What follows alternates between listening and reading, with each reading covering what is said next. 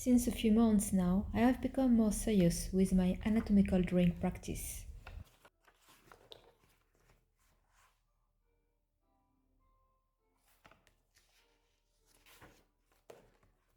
I would like from next year to tackle an illustrated story, a comic probably, that I have in mind. This story will have many characters, and I just started to work on the world building of this story in a new sketchbook where I'm practicing my characters. Some scenes with the environment, not only characters but also architectures, plants, animal, costumes, prompts, lore. For the moment, I work mainly on paper, but I would like at one point to work as well digitally to make things easier, especially for coloring and toning.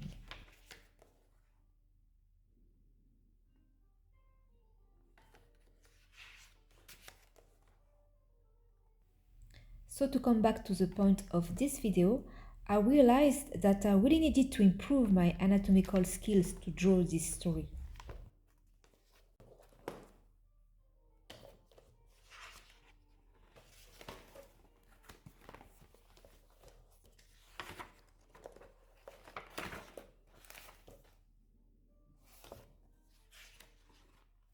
If you want to draw a comic, I finally realized that character consistency is a crucial point, and I'm not used to it since usually I'm doing one drawing or one painting at a time, and the characteristics and the features of my characters don't really matter since I'm not going to repeat it.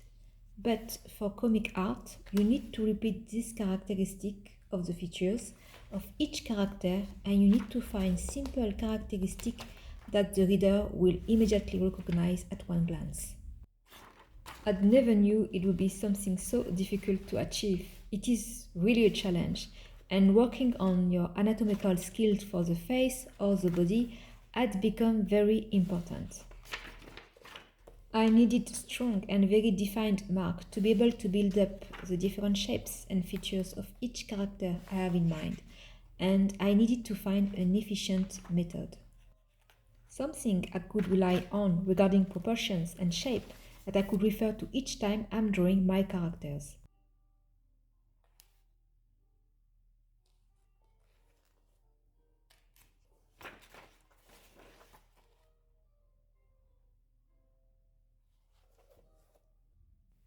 We all know the Loomis method, which relies on circles and some marks for the nose, the eyes, and the mouth.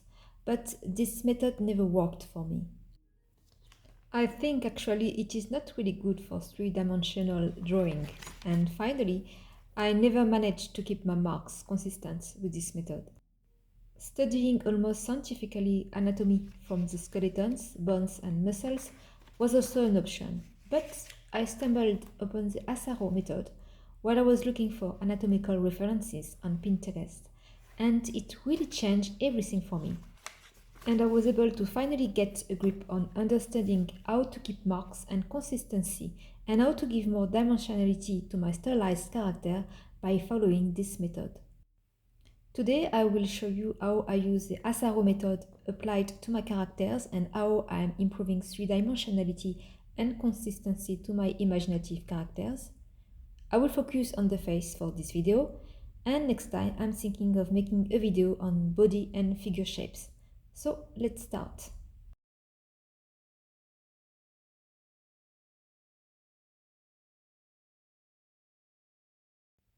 So I showed you what I was up to in my sketchbook. I'm doing on repeat a lot of Asaro heads, as we call them, in all angles, in all directions to understand the plans of the faces. I do the same for the body, where the Asaro method is applied as well. Pinterest is a great source of reference images if you want to train with the Asaro method.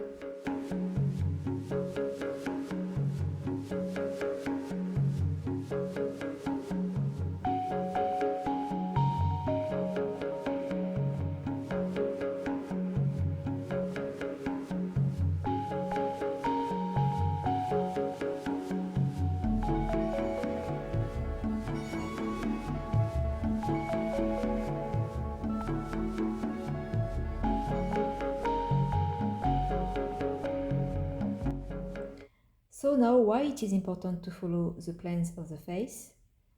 The plane of the face in the Asaro method is actually a simplified anatomy drawing practice that you will do if you study muscles and bones, since the planes follow exactly the muscles, bones and shapes of the body, but in a simplified and easiest way if it makes sense. By repeating drawing these planes, I started to develop a muscle memory in my brain and start to understand where to put some marks and lines on the features of the face to get as much as possible correct proportions and a correct ratio between the eyes, the nose, the mouth and the ears. The first things you need to look at before starting any character you will draw from imagination. So for this demonstration, I'm working on 3 Asaro heads from the front view, the one I'm doing now, then the 3-card profile view, and finally the profile view. The character I'm drawing is a teen young male. I know it looks a bit feminine, but my characters tend to be on the androgynous side. To keep him more masculine though, I tried to keep the jaws quite square and his forehead high and the cheeks a bit hollow. This character is coming up a lot in my recent drawings, and the starting point was this digital painting that I did a few months ago. It is one of the main protagonists of the story I would like to draw. So his characteristics is a straight nose, a quite small mouth, but his bottom lip is quite full. The eyes are quite elongated, and the forehead is very high and large. And the implantation of hair, the line of the hair, is in the middle. These are the characteristics, the features that I need to keep in mind for this character and that I will try to keep here so that we keep a consistency.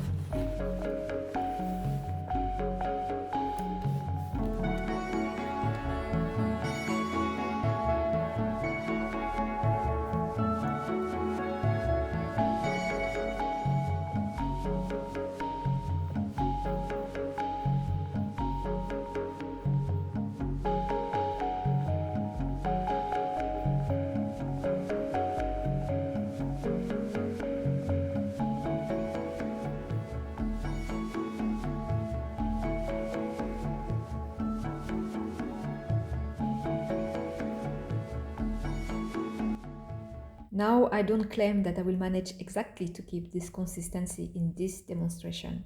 I really don't know how comic or manga artists are doing to keep consistency. It is very, very hard. And I understand now why comic artists or manga artists tend to draw the same faces, sometimes with some little tweaks, and go for some more symbolized feature. And I understand now how these artists are so good drawers. There is definitely no hierarchy between a famous fine oil paint artist and a famous comic artist. They are just both very talented artists.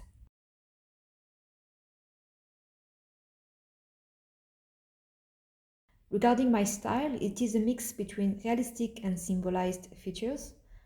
For my other characters, I want them to have very different characteristics, like a long crooked nose or very thin or big lips. So I want to go for a semi-realistic style. My style needs to be refined and improved, and I'm working on it. But I'm already happy to see some good progress. So I try my best for this demonstration, and I don't think it went too bad, but for sure it could be improved. Now regarding how I proceed, you can see that I'm not trying to make a circle from the beginning. I'm really trying to focus on the position of the eyes, nose, ear and mouth to keep the ratio correct. The Asaro head has many angles and structures and dimensions, like for example the forehead, which is divided in 3 parts. A part that I was always struggling with my imaginative characters. Here I'm really wanted to make a difference between imaginative faces and faces that you draw from a reference image. When I'm drawing from reference images, I'm quite good to follow the structures and planes of the face, like for example with my oil painting. But drawing from imagination is really different since you need to imagine these plans according to the angles of the face and the perspective and the direction. So to come to the point where I was quite bad at was the cavity of the eyes, the hollow part between the beginning of the nose and the eyes. This part is especially important if you're doing a three-card profile, the one I'm doing now. Before, my imaginative faces were always a bit too flat in this area, but since I'm training with Asaro head, I think I managed to improve this part. I improved as well the structure of the nose. The structure of the nose actually was always a bit a nightmare for me. Now I managed to keep the nose of my character more structured, and now the nose is becoming a part that I quite like to draw now because you can make it very different, but still you can respect the correct ratio by following the Asaro head method. I also improve the cheeks and the jaws part.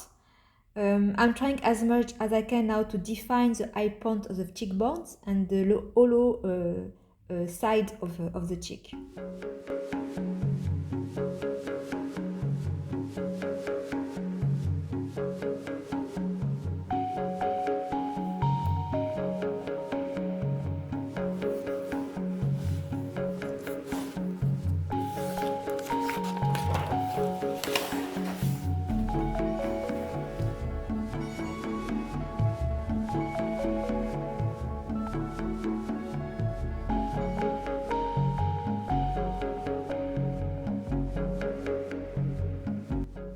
Now it is a bit of a gymnastic of the mind, I would say, because there are no recipes to draw the ratio correctly.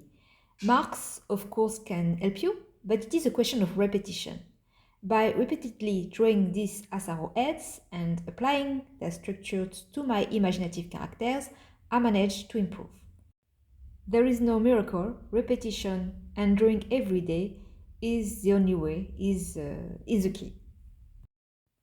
I surprised myself, I have to say, since I was not used to keep a sketchbook daily, and now I have two sketchbooks going on. One for anatomy and more detailed charcoal and pencil studies, and one for my story, where I gather studies and ideas for this story. And it is true, this really helps me to be a better artist, and it helps me as well for improving my gouache, oil or watercolor paintings. Last year, I did a video on drawing face angles for imaginative characters, and now that I looked at it, I cringe a lot since the faces are quite bad actually. And I'm even considering to remove this video from my YouTube channel. But maybe I will keep it to have a track on my progress. I will link this video below if you want to have a look. And I think my mistake at this moment was trying to apply a method and to keep a ratio too strict and stiff. But now, with this Asaro method, and now that I am improving, it is not the way you should do it. You really need to be flexible. Yes, there is a ratio, and the ratio usually are one eye between the two eyes, the ear length following the length of the eyebrow until the base of the nose, the mouth underneath aligned with the jaws, the eye zone equidistant of the top of the skull and the chin point. But knowing this ratio is not enough. You need to be more tuned with the structure, the angles, the three-dimensionality of the face, the shadow, the light, and it is something intuitive that you develop by drawing regularly and training as much as you can, so that at one point you do it naturally without really thinking. We need to keep also in mind that the face is a moving and malleable structure as well, with expressions and feelings that I started to add in some of my drawings that I showed you earlier, like the young boy was smiling and the older guy was also being angry. And you cannot follow a pattern or strict formula, otherwise your character will appear very stiff and lifeless.